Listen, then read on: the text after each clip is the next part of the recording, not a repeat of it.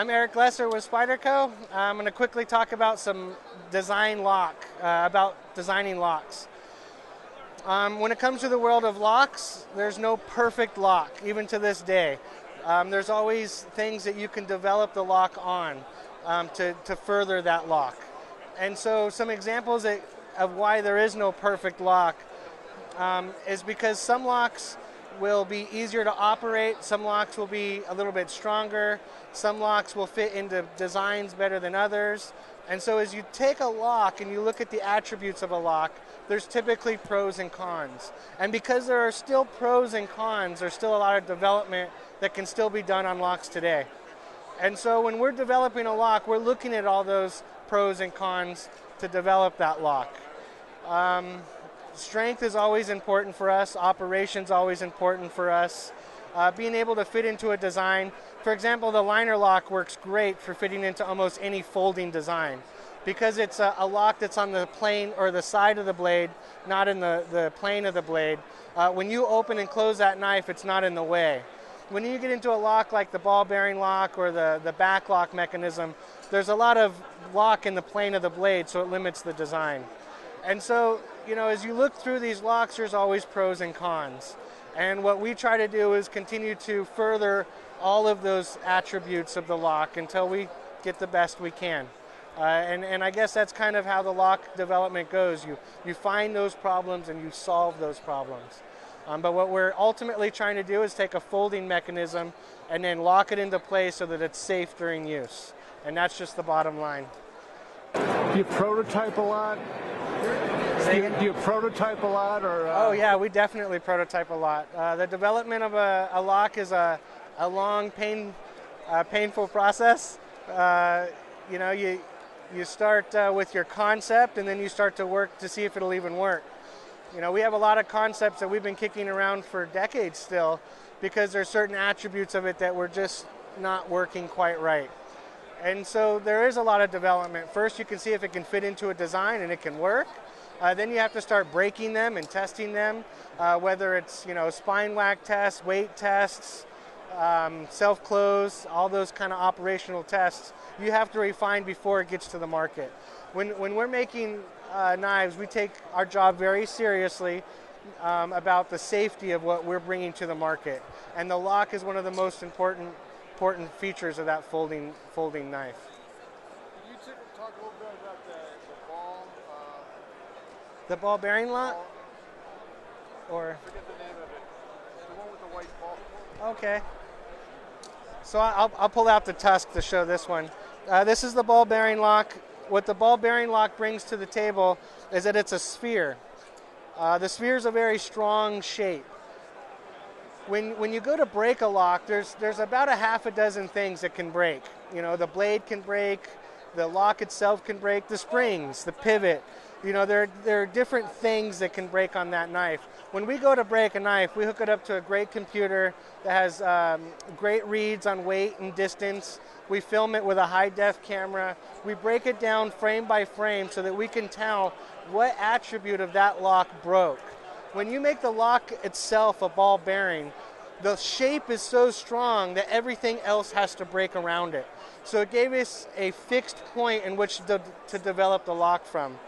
So that's one of the nice features of the ball bearing lock. But to go on from there, its safety is tremendous. It's very unlikely to close in the hand during operation.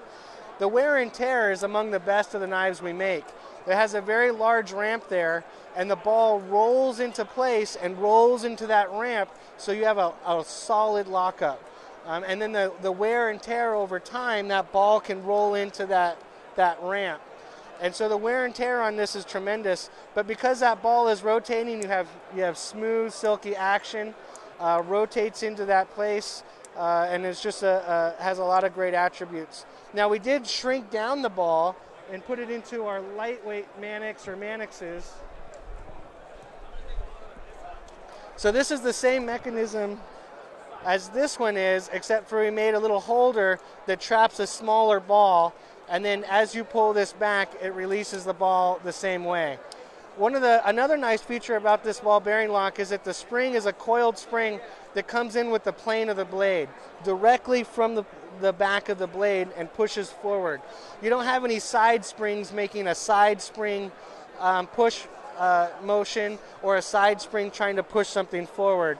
We think with a coiled spring coming directly in from the back, it's a safer, longer lasting solution than a lot of the spring mechanisms that work off the side. So that's some of the nice attributes of the ball bearing lock and why we developed the way we did.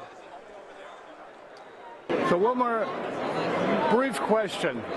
How did Spyderco get started? Well, you know, it's a bit of a long story, but it started with our sharp maker.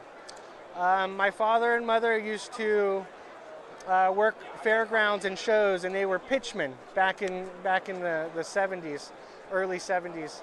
And that's where you put a microphone on, you get on a box, and you present an item. Many of those items, from paint strippers to sharpeners to kitchen knives to a lot of different products, even their little portable hand, which was the very first Spyderco product, they learned a lot about what it takes to bring a product to the market. And so when my dad was developing the sharpener, he had sold other sharpeners, and he had worked with knives, and he had learned a lot about the sharpener. And so he was able to invent a new type of sharpener that worked better than all the ones before. To this day, 40 years later, I still believe it's one of the very best on the market. It's just very hard to beat. It's very safe. It works tremendously well. It folds up into a small package. It can sharpen just about anything from points to hooks to serrated edges and shears and woodworking tools. It's a very diverse tool. And so he was able to bring this great sharpener to the market, present it to the market, and start to sell it from there. Because he's a pitchman, though, and an inventive person, at the time he was thinking about knives and carried knives every day. And usually when you pull a knife out of your pocket, what you're trying to cut is oftentimes in your other hand. And so he found that a one-hand open knife would be very convenient. And so he developed the first one-hand open knife, which was our worker, which has its own development story. It also had a clip to clip to your pocket, the first of its kind, so that it was conveniently at the top of the pocket. You could open it and cut what you need to cut. He used the mid-back lock on it, which at the time was just coming into the new age. It's a very strong lock that's easy to function. At the time, most of the locks were back locks, not mid-back locks. So the mid-back lock made it a little easier to function for closing. Because he worked with the sharpener and kitchen knives for so long, he knew the attributes of serrations. So he put serrations on the first pocket knives and brought that to the market. So between the pocket knife that, clip carry, one hand open serrations, the sharpener that worked better than the sharpeners before it and still works as one of the best to this day, there's a lot of the things that we brought to the market that helped launch the company, and we still try to innovate products today. Fantastic. Okay.